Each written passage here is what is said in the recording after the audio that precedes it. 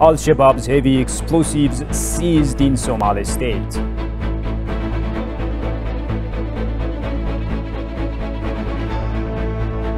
And William Ruto leads 2022 Kenyan general election in an even tighter race.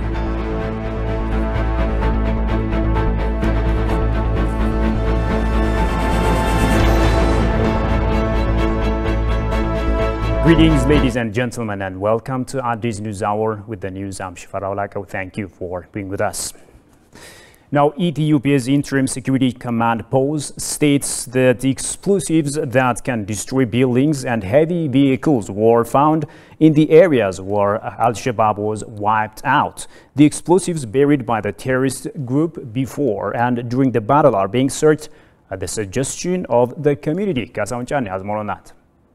A member of the command post and a deputy commissioner of the special forces of the state of Somalia, Zakaria Abdi Khalif, disclosed the National Defense Army and a security special force carried out joint counter-operations annihilating the terrorist Al-Shabaab that tried to infiltrate the country. The aftermath of the operation, he said, has revealed that the Al-Shabaab carried with it dangerous explosives and flammable materials that could destroy buildings. Moreover, heavy armored vehicles being seized thanks to cleanup operations, he said. The group mentioned that heavy metal explosives and jars containing flammable materials were seized through a survey of the destroyed areas and suggestions from the community. Man, guushasi waa guul oo keenay dhammaan hay'adaha amniga ee dalka Itoobiya. At the moment, we are closely inspecting explosives captured during the operation.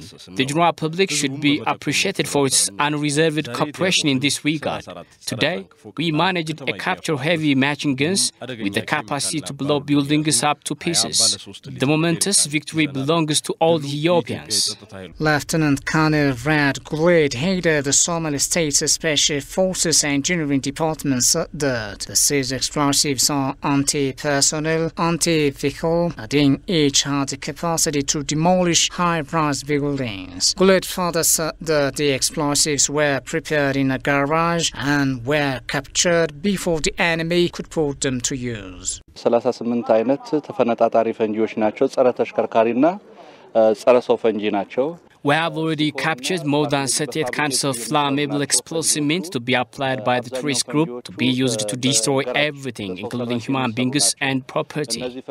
A variety of weapons were produced in the industrial technology, whereas some of the bombs are manufactured at the garage. በኤሌክትሮኒክስ የሚነሳ ፈንጂም ነው. We now turn our attention to the security situation in Ethiopia, ladies and gentlemen, and the nation still finds itself grappling with security threats popping up in various parts of the country. And it is to be recalled that the National Security Council on Monday deliberated on the security situation in the country and the efforts to maintain law and order, and it also put forward directions. And joining me here live in the studio is Dr.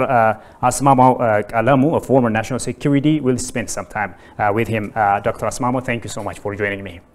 Thank you for having me. All right, let's devote some time to the hottest issue in Ethiopia now. That's the threat by Al-Shabaab. The terrorist group's latest foray into Ethiopia has put the Horn of Africa politics in a new light. So what do you see here, sir? Yeah, you know, the threat of Al-Shabaab is not an Ethiopian case alone. It is an East African problem. It's a challenge for the whole of East Africa and the Horn especially. Now, it is a regional terrorist group that has been growing up, propping up for the last 28 years. And now it has been operating before in Kenya, Uganda, Tanzania, and other East African countries, including even Djibouti. Okay. Now, it is last attempt to encircle Ethiopian security situations in the eastern part of Ethiopia, and it was a daily attempt. In fact, it was more than 1,800 people with 30 vehicles and well-equipped, well-armed terrorist organization which was trying to destabilize not only the eastern part of Ethiopia, but the entire Africa, the entire Horn of Africa, and the entire Ethiopia as a whole. It has so many connections with Ethiopia. It has connections with TPLF, with Oneg Sheni, and with other terrorist organizations that had been encircling Ethiopia in 6 or 7 directions. Now, the Ethiopian security forces that are taking place for the last 2 weeks is in fact very, very commendable. Okay. And it has successfully operated very well, which has really decimated the most part of Al-Shabaab's organizations. It is military organizations, it is manpower organizations, its training centers had been wiped out. Now we are fighting not only Ethiopian war, but it is an East African war. Regional it is war. an East African regional war. Okay. And we won it, and we did it in a very commendable, wonderful way. Okay, okay. Also, your reflections on the macroeconomic situation of Ethiopia, please. The latest assessment by the National Macroeconomic Council, as you know, says that Ethiopia is on the right track. What have you made out of that? Yeah, but we have to see with the perspective of the Ethiopian situation at present. You know, Ethiopia had been perpetrated with so many complex problems, including drought, inflation, economic downturns, and all these things, you know, with war in different forms, in different ways, economic sabotage in many different ways. But in all this, within all these problems, you know, the performance of the macroeconomic performance in Ethiopia is seen in a very positive way. It has shown a growth rate of something like 6%, and also the import-export situation, the balance of payment situation, and also the way the monetary reserve situation in Ethiopia, even the employment rate at present, and the financial position that Ethiopia is really in a very positive way, because at present, you know, there are 12 African countries that cannot pay their civil servants at present. In such situations, Ethiopia is really doing developmental work, is paying its civil servants, it is due salaries, and also the import-export balance and the export performance is in a very good manner. I mean, it's in a very good way, because the situation now is in a very precarious, you know. The war is going on, the terrorist organizations in different ways, the economic sabotage ways, the contraband performance in different ways, you know, the economic embargoes and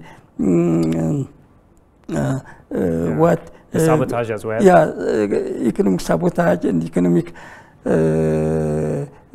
embargoes that has been done by Western countries is not a simple issue. It's really, really very serious one. But in all these perspectives, Ethiopia, I think, is doing a very good performance. Apart from this also, we are building the Renaissance Dam. Exactly. In a very good way. This is this you can take it as a positive and a very good performance as far as the economic performance in relation to the problems and challenges that we have. You know, the drought we have got, the COVID diseases. Right. In all this, apart of you know, and people that have been displaced in many different forms. Yes. Yes. In all this so obviously it's beating all odds, right? Absolutely. Yes. Absolutely. Dr. Asmamaw, thank you so much for your ideas. Please, most welcome. Okay.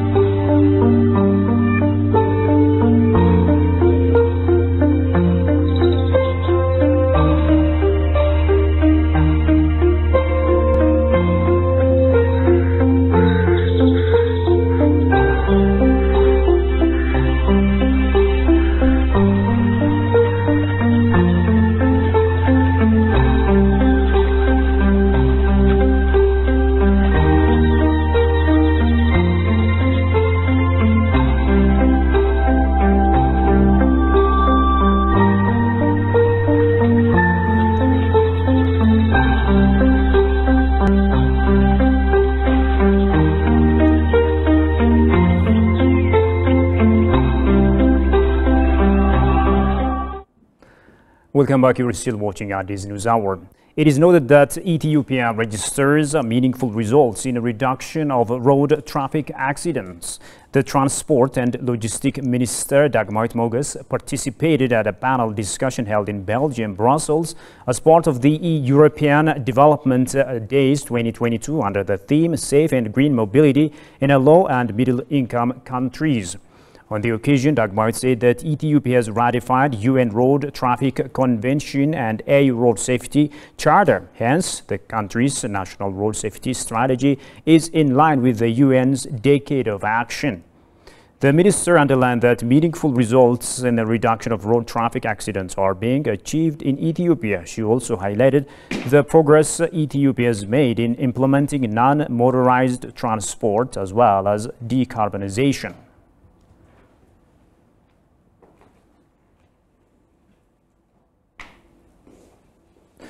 Moving on, Rotary International calls upon all universities to invite people to get into a platform for volunteerism so that people can bring out their best to the society.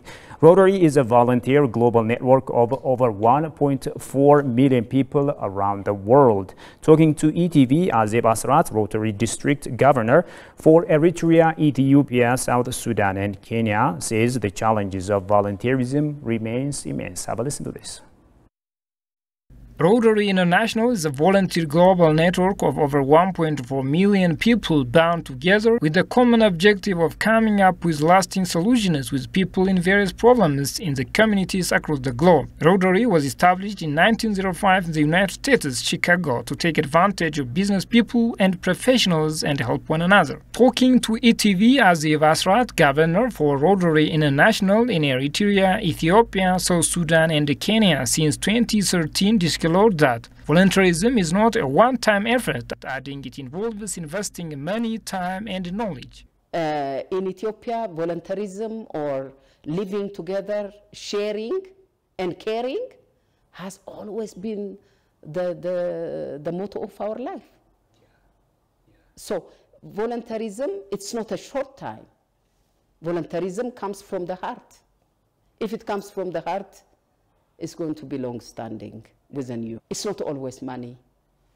It's your time, it's your knowledge, it's your skills. Whatever you acquire, if you can be able to pass to others, that's voluntarism. Yeah.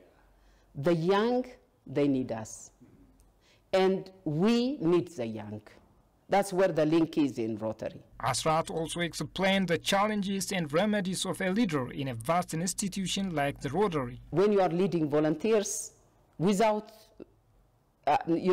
expecting anything in return, probably the return will be in skills, in education, in experience, in other capacities like communication, training, capacity building. All this will come together as a benefit.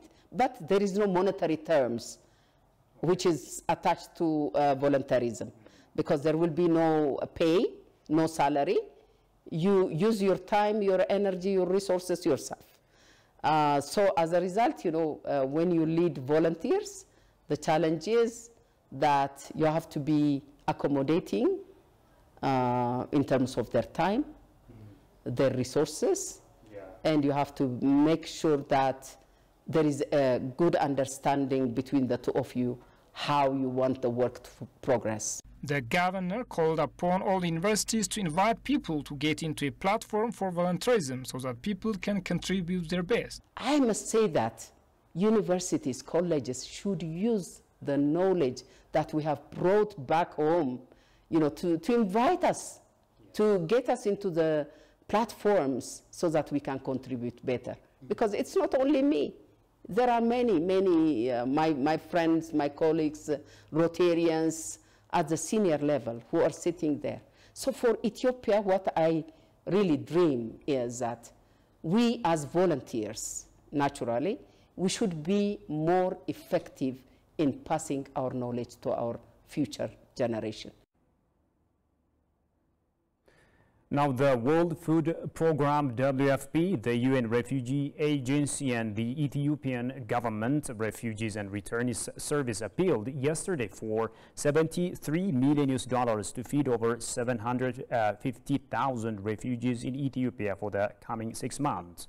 WFP's representative and country director for Ethiopia said they have $75 million funding shortfall for refugees' minimum needs.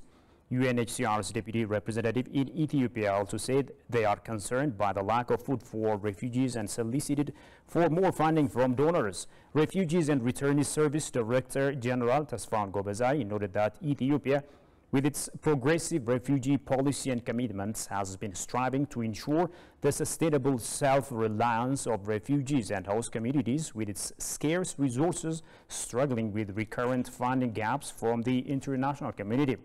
Ethiopia hosts more than 1 million registered refugees and asylum seekers, and most of them are from South Sudan, Somalia, Eritrea, and Sudan. Of these, about 750,000 are fully dependent on humanitarian food assistance.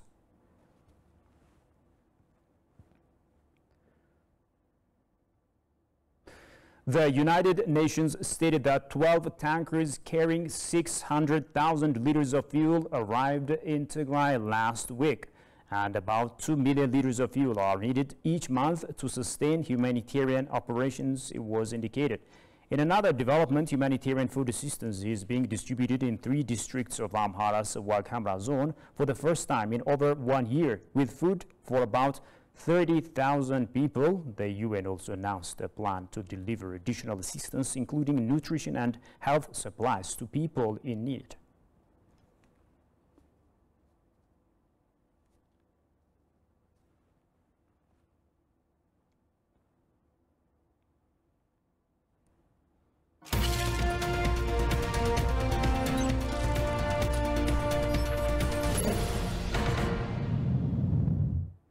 Now in business, senior Nigerian government advisor says Nigeria takes lessons from Ethiopia in the avocado production. The visit of Nigerian delegation to Ethiopia has served to take lessons from the country in avocado production and empowering of local farmers. Nigerian senior government advisor has said. Jerusalem Basi has more on that from Ethiopian news agency. Various research indicated that Ethiopia's landscape and climate are conducive to a wide variety of fruits and vegetables. The country is said to have a particularly eco-friendly environment with enormous potentials to become the major producer and exporter of fruits and vegetables. Particularly, Ethiopian farmers in the state of Amhara and Oromia have been producing and exporting avocados to the international market. A delegation of senior policy advisors of the Nigerian government has visited avocado farm being developed with a cluster farming system in East Shoa zone of the Oromia state.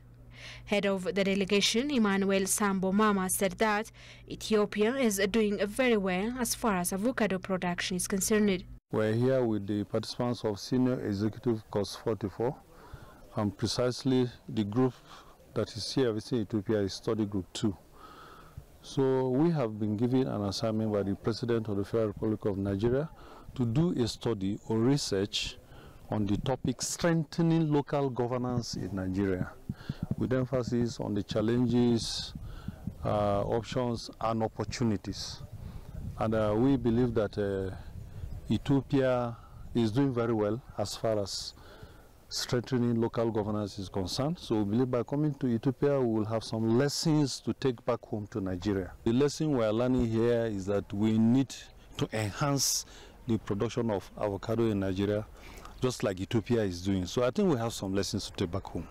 The other member of the delegation, Brigadier General Sylvester Liwede, said for his part that the effort of the Ethiopian government in empowering the local farmers to the extent of exporting is exemplary.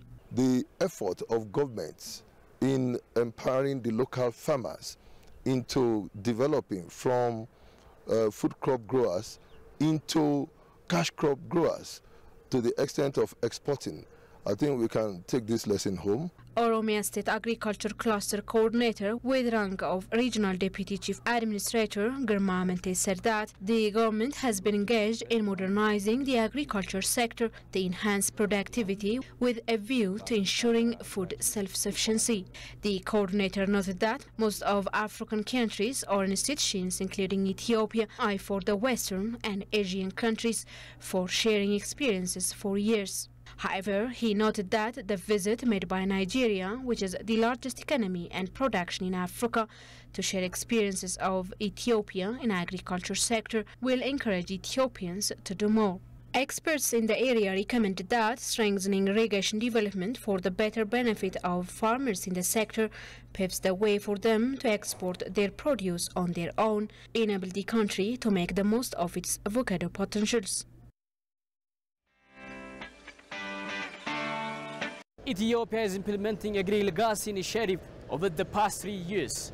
The nation target is to plant over 20 billion young trees across the country. This project invites neighboring countries like Eritrea, Somalia, Sudan, South Sudan, and Kenya. Ethiopia's microeconomy remains hopeful despite many challenges. ETV English will look into this in greater details through fresh stories and news analysis. Coming to you this August. In August, top stories on Addis News Hour. After the conflict in the northern parts of Ethiopia, the PLF is preparing another wage of war against Ethiopia. ETV Language is discussing these matters with professionals, experts, politicians, even government officials. We brought this information on Addis News Hour. Stay tuned to ETV Languages.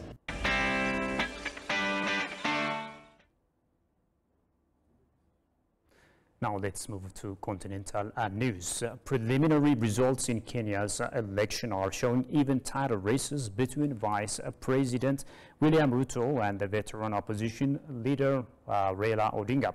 Ruto has secured over 50.76 recent vote counts, while Odinga follows with 48.61 votes. The Kenyan National Television and TV channel has displayed the temporary election result in Kenya, and the competition of the two giant politicians is tight. Recently, over 690,187 vote casts are registered under William Ruto, and 660,854 votes cast goes to Raila Odinga. The two front-runner politicians are contending the presidency post in Kenya, and over 22 million Kenyans have registered to vote cast in a 2022 Kenyan general election, was learned. ETV English will bring you the latest during the 9 p.m. news updates.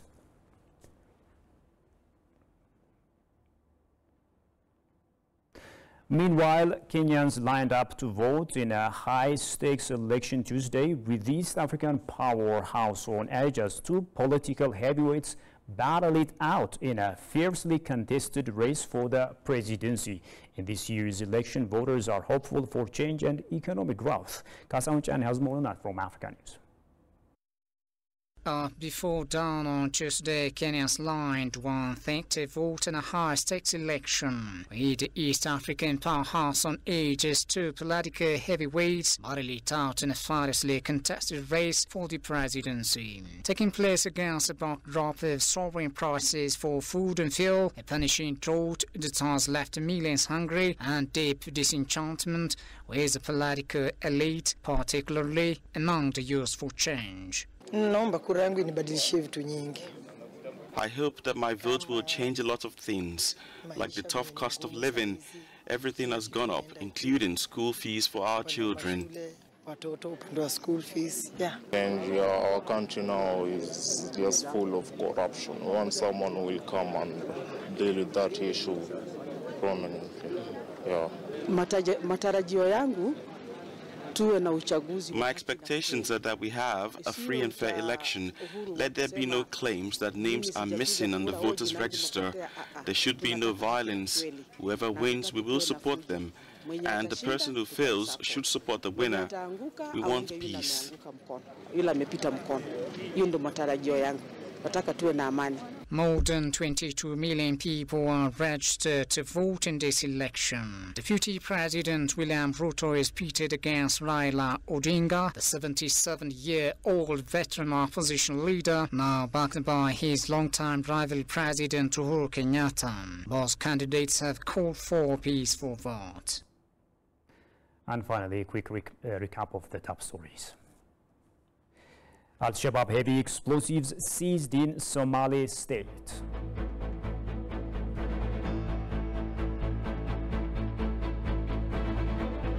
And William Ruto leads 2022 Kenyan general election in an even tighter race.